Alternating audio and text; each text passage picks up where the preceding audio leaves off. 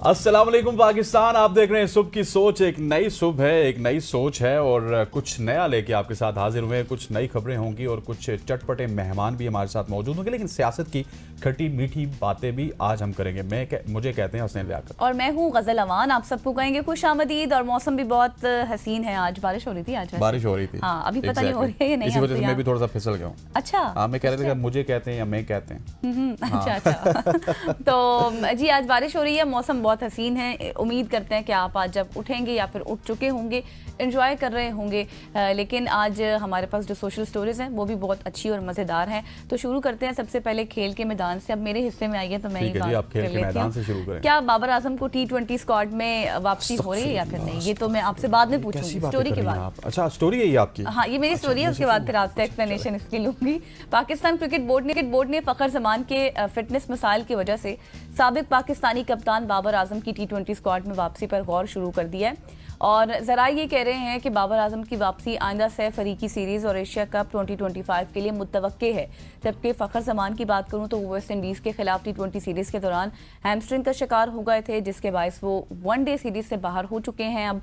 और PCB ने फ़खर जमान को फौरी तौर पर national cricket academy Lahore report करने की भी हिदायत कर दी है, जहाँ वो रिहैब के अमल से गुजरेंगे। और फिर ज़रा ये भी बता रहे हैं कि अगर फ़खर मुकम्मल फिट ना हो सके तो फिर बाबर मजबूत उम्मीदवार के तौर पर स्क्वाड में शामिल किए जा सकते हैं। और बाबर की वापसी का इन्हिसार वेस्ट इंडीज़ के खिलाफ वनडे सीरीज़ में उनकी परफॉर्मेंस पर ही होगा, हमेशा की तरह। और अगर वो सिलेक्टर्स को मुतासर करने में कामयाब हो जाते हैं तो उनकी टीम में वापसी के इम्कानात रोशन हो जाएंगे। और बाबर आजम ने मोहम्मद रिजवान और नसीम शाह के हमरा हाल ही में चेयरमैन PCB मोहसिन नकवी से वेस्ट इंडीज़ के खिलाफ दूसरे T20 मैच के दौरान मुलाकात भी की थी, आप सबको याद होगा। बिल्कुल ऐसे उसकी पिक्चर बड़ी वायरल हुई थी और उसके हवाले से कुछ बातें भी सोशल मीडिया पर वायरल हुई थी। लेकिन क्या बाबर आजम को T20 क्रिकेट में वापस आना चाहिए? उस लम्हे जब पाकिस्तान T20 क्रिकेट में अच्छी कारकर्दगी पेश कर रहा है, हमने होम सीरीज़ में बांग्लादेश को हराया, फिर 2 मैचेस हम अपनी गलतियों की वजह से बांग्लादेश में जाके हारे, लेकिन तीसरे मैच में हमने सिर्फ एक गलती सुधारी कि फ़खर जमान को बैठाया था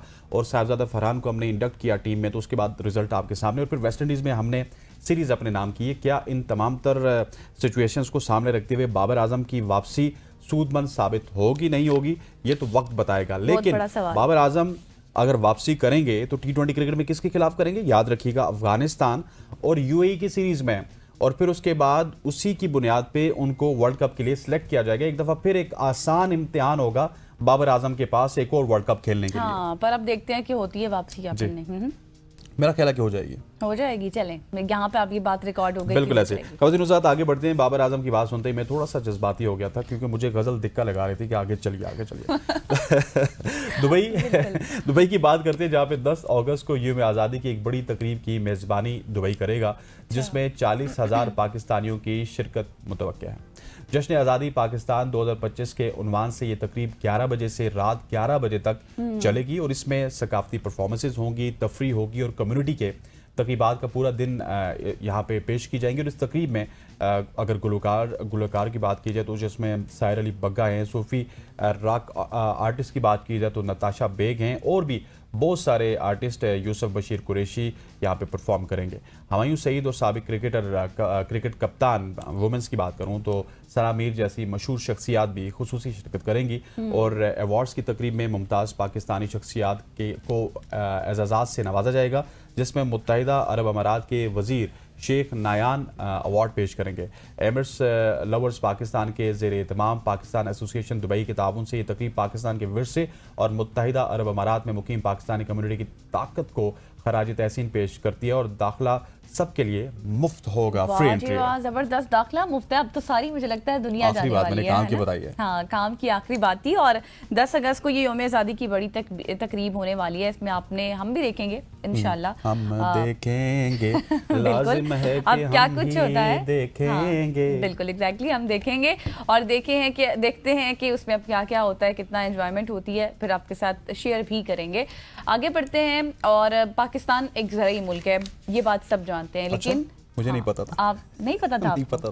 मैं ये काफी सुनते आ हैरान रहे हैं, हूँ। लेकिन फिर भी हमें पाकिस्तान बहुत सारी चीजें इंपोर्ट करवानी पड़ती हैं। हाँ, ये बात तो आप सही कह रहे हैं, लेकिन आज मैं स्पेशली बात करूंगी खजूर के हवाले से, क्योंकि पाकिस्तान खजूर पैदा करने वाला दुनिया का 5वां बड़ा मुल्क है और मुल्क के चारों सूबों में खजूर के वसी देखा, बागात फिर भी खजूर हम सऊदिया की पसंद करते हैं। हाँ, वहां से जो आती है exactly, तो कहते हैं वाह ये क्या बात है। खजूर हालांकि है। हमारे पास अपने ज़खायर हैं और रिपोर्ट के सामने आई है कि खजूर की काश्त और पैदावार के हवाले से एक तहकीकाती रिपोर्ट में ये तहकीक की गई है, जिसमें बताया गया है कि पाकिस्तान में सालाना 5 लाख टन खजूर पैदा होती है। और डेट पाम रिसर्च इंस्टीट्यूट के माहिरीन स्मार्ट ने बताया कि पाकिस्तान दुनिया में खजूर पैदा करने वाला 5वां बड़ा मुल्क बन चुका है और पाकिस्तान में खजूर का कुल पैदावारी जो रकबा है वो तकरीबन 82,000 एकड़ है और मुल्क में सबसे ज़्यादा खजूर सूबा सिंध में पाई जाती है।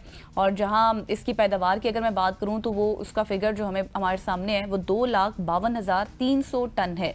बलूचिस्तान की अगर बात करें तो वहां पर बलूचिस्तान दूसरे नंबर पर है, जहां 1,92,800 टन खजूर पैदा की जाती है। इसी तरह सूबा पंजाब की बात करूं तो वहां 42,600 टन खजूर पैदा होती है, जबकि खैबर पख्तूनख्वा में खजूर की पैदावार 8,900 टन है।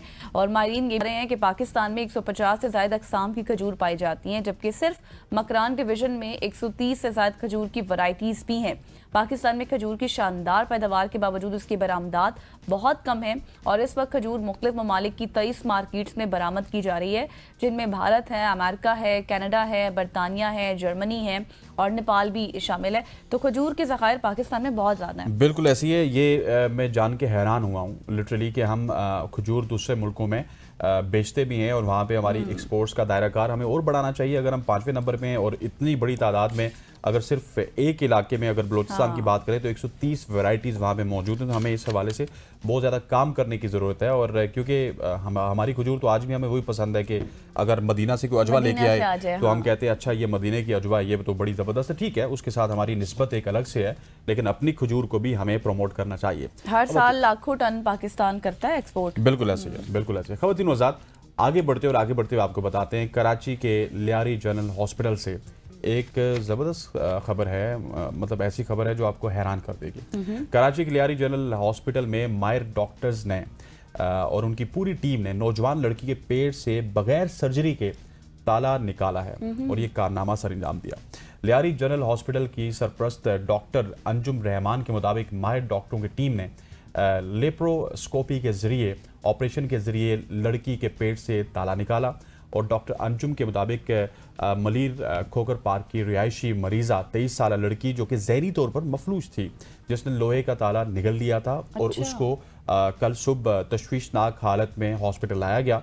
और सरपरस्त हॉस्पिटल का कहना है कि ये केस इंतहाई पेचीदा था, ताहम डॉक्टर्स ने महारत का सबूत देते हुए बगैर ऑपरेशन के ताला निकाला। और अब अगर इस वक्त मरीज़ा की हालत की बात की जाए तो वो काफ़ी बेहतर है और वाज़ेह रहे कि इससे कबल 30 जुलाई को लियारी हॉस्पिटल में 40 साल खातून की कामयाब सर्जरी करके डॉक्टर्स ने उनके पेट से 10 किलो वजनी ट्यूमर निकाला था और मज़कूरा खातून 6 साल से पेट की शदीद दर्द में मुब्तला थी और उन्होंने कई हॉस्पिटल्स के चक्कर लगाए, लेकिन मुतादिद हॉस्पिटल्स में उनके ट्यूमर के ऑपरेशन से इनकार कर दिया था। सो ये इस हॉस्पिटल की बड़ी कामयाबी है जो कि दूसरी दफ़ा हम डिस्कस कर रहे हैं। 10 किलो की आपने बात की, वो काफ़ी बड़ा ट्यूमर होता है जो कि निकाला गया। अच्छा, आपको याद होगा कि अब से कुछ दिन पहले ही हमने एक खबर शेयर की थी डॉक्टर्स के हवाले से जो कि जाली डिग्रियां लेकर बैठे हुए थे, बल्कि उनके पास डिग्रीज भी नहीं थी और वो ऑपरेशन कर रहे थे। एक तरफ जब इस तरह की न्यूज़ आती है तो हम वो भी आपके साथ शेयर साबित होता है कि हम अच्छी बुरी खबर सब बताते हैं। और आज की खबर शेयर करने की कोशिश करते हैं। बिल्कुल, आज ये खबर शेयर करने का मकसद ये है कि ये भी डॉक्टर्स हैं और वो भी डॉक्टर्स थे, किस तरह से वो बगैर सर्टिफाइड डॉक्टर्स थे और ये सर्टिफाइड डॉक्टर्स हैं जिन्होंने एक ट्यूमर भी निकाला और ताला भी निकाला। लेकिन वैसे उस लड़की पे भी मैं थोड़ा सा हैरान हूँ कि वो उसने ताला निगल कैसे लिया। बिल्कुल ऐसे, ज़हनी मरीज़ा थी ना, कुछ भी कर सकती है। ये बात तो है, लेकिन खैर ये अच्छी कामयाबी है, ये अच्छी कामयाबी है डॉक्टर्स की, इस चीज़ को सराहना चाहिए। आगे बढ़ते हैं। और अक्सर ऐसा होता है ना कि जब हम नींद से सोकर उठते हैं तो हम ख्वाब तो हमें रोज आते हैं लेकिन हम भूल जाते हैं। ऐसे ही है ना, आप भी भूलते होंगे, मैं भी भूल जाती हूँ। काफी सारे ख्वाब हो तो वो नहीं भूलता। अगर कोई ख्वाब इस तरह का है कि वो अच्छा, लेकिन वैसे ख्वाब तो हमें डेली बेसिस पर ही आते हैं, लेकिन ऐसा होता क्यों है ये आज हम जान लेते हैं। ठीक है, अक्सर ऐसा होता है कि हम नींद में कोई ख्वाब देखते हैं लेकिन जागने पर उसे भूल जाते हैं, लेकिन ऐसा होता क्यों है, मेरा फिर वही सवाल है। हम अक्सर अपने ख्वाब इसलिए भूल जाते हैं क्योंकि नींद के दौरान हमारा दिमाग rapid eye movement RMM stage में ख्वाब देखता है। फिर जब हम जागते हैं तो बाद में दिमाग फौरी तौर पर शॉर्ट टर्म मेमोरी से लॉन्ग टर्म मेमोरी में कन्वर्ट होता चला जाता है, मुंतकिल जब होता है तो ख्वाब अक्सर उसी तब्दीली के दौरान ज़ाया हो जाते हैं जो ख्वाब हम देख रहे होते हैं। इसी तरह अगर आप अचानक अलार्म या किसी आवाज़ से जागते हैं तो जहन को ख्वाब को महफूज करने का वक्त नहीं मिलता, इसलिए वो फ़ौरन भूल जाता है। और नींद के दौरान दिमाग में नोरोपेनेफ्राइन जैसे केमिकल्स होते हैं जो याददाश्त को महफूज करने में मदद देते हैं। जब आपका स्ट्रेस होता है ना दिमाग और जिस्म के दरमियान, तो इस तरह के केमिकल तब काम करते हैं और उनकी कमी के बाद ख्वाब जहन में महफूज नहीं हो पाते। और इसके साथ साथ क्या होता है, मज़ीद ये होता है कि दिमाग आम तौर पर सिर्फ वही चीज़ें याद रख सकता है जिन्हें वो अहम समझता है। चूँकि ख्वाब जो है वो अक्सर अजीब होते हैं, बेतरतीब से होते हैं, जैसे हसनैन ने कहा कि डरावने भी होते हैं और गैर मंतकी भी होते हैं, इसलिए दिमाग उन्हें गैर ज़रूरी समझकर बिल्कुल इग्नोर कर देता है। वाह, दिमाग इग्नोर भी करते हैं। हाँ, इग्नोर करता है, हमारी दिमाग की सलाहियत है ये। क्या बात है जी, ये बहुत ही अच्छी स्टोरी थी। अब आप अगर ख्वाब को याद करना चाहते हैं तो आपको अलार्म नहीं लगाना पड़ेगा। जिस दिन आप लंबा ख्वाब देखें तो उस दिन अपने साथ वाले को कह दें या फिर अलार्म को बंद करके सोएं ताकि आपको ख्वाब याद रहे और वो आपकी शॉर्ट टर्म मेमोरी से लॉन्ग टर्म मेमोरी में शिफ्ट हो जाए। ख़वातीन हज़रात, आगे बढ़ते हैं और आगे बढ़ते हुए आपको एक बहुत ही अच्छी खबर बताते हैं जो कि आलमी शोहरत याफ्ता मुसलमान स्कॉलर डॉक्टर जाकिर नाइक के हवाले से है। इस दफ़ा डॉक्टर जाकिर नाइक ने एक दफ़ा फिर अपने मद्दाहों को, अपने चाहने वालों को हैरत में डाल दिया, लेकिन इस बार ये वजह उनकी कोई तकरीर या मुनाजरा नहीं था, बल्कि उनका एक मुनफरिद इक़दाम था, मुनफरिद कदम था। 59 साला डॉक्टर जाकिर नाइक ने इंडोनेशिया के जजीरे बाली में 430 फीट बुलंद मकाम से बंजी जंपिंग करके एक नया तजुर्बा किया है, जिसकी वीडियो और तस्वीर उन्होंने अपने ऑफिशियल सोशल मीडिया अकाउंट्स पर शेयर की हैं। इस हैरानकुन एडवेंचर के दौरान वो सिर्फ जंपिंग तक महदूद नहीं रहे, बल्कि उन्होंने क्लिफ जंपिंग भी की और वाटर स्लाइडिंग जैसे दीगर सनसनीखेज तजुर्बात भी किए और खूब लुत्फानंदोज हुए। याद रहे कि इससे कबल डॉक्टर जाकिर नाइक ने गुज़श्ता साल युगांडा के दौरे में भी 165 फुट की बुलंदी से बंजी जंपिंग की थी, जो उनकी एडवेंचर से मोहब्बत और मुतारिक तर्ज ज़िंदगी की एक और मिसाल थी। और जो लोग उनको सुनते हैं उनके लिए भी एक सबक है कि डॉक्टर साहब अगर ये काम कर सकते हो आप क्यों नहीं कर सकते। हाँ बिल्कुल, और आपको पता है ना ये कितनी मज़ेदार सी होती है बंजी जंपिंग। इसमें इलास्टिक कोड सा आपकी टांगों या जिस्म के साथ बांध दिया जाता है, फिर आप एक बिल्कुल हाइट से आकर जंप लेते हैं। इससे पहले भी उनकी एक तैरने वाली वीडियो भी वायरल हो गई थी। खैर, जो लोग हसनैन वाली बात है कि जो उनको पसंद करते हैं वो इस चीज़ को काफ़ी देखते हैं, वो भी अपना किबला दुरुस्त करें, एंजॉय कर सकते हैं। Enjoyment is good for health. हाँ, आगे बढ़ते हैं और एक बहुत ही खुशखबरी है तमाम तर ज़ायरीन के लिए जो कि ज़ियारात पर जाना चाहते हैं, ईरान वालों के लिए, क्योंकि बज़रिया रोड ईरान और इराक जाने के ख्वाहिशमंद पाकिस्तानी ज़ायरीन के लिए सिविल एविएशन अथॉरिटी ने यह अहम फैसला कर लिया है कि ईरान और इराक जाने वाले ज़ायरीन अब फ़ज़ाई सहूलत के लिए चार्टर फ़्लाइट्स ऑपरेटर्स की खिदमात ले सकते हैं। उनके लिए फैसला कर लिया गया है क्योंकि इस सिलसिले में CAA ने एयर चार्टर फ़्लाइट्स याफ्ता ऑपरेटर से दरख्वास्तें भी तलब कर ली हैं और मजहबी सयाहत से मुतालिक फ़्लाइट्स की मंजूरी भी PCCA ने उसमें अहम किरदार भी अदा किया है।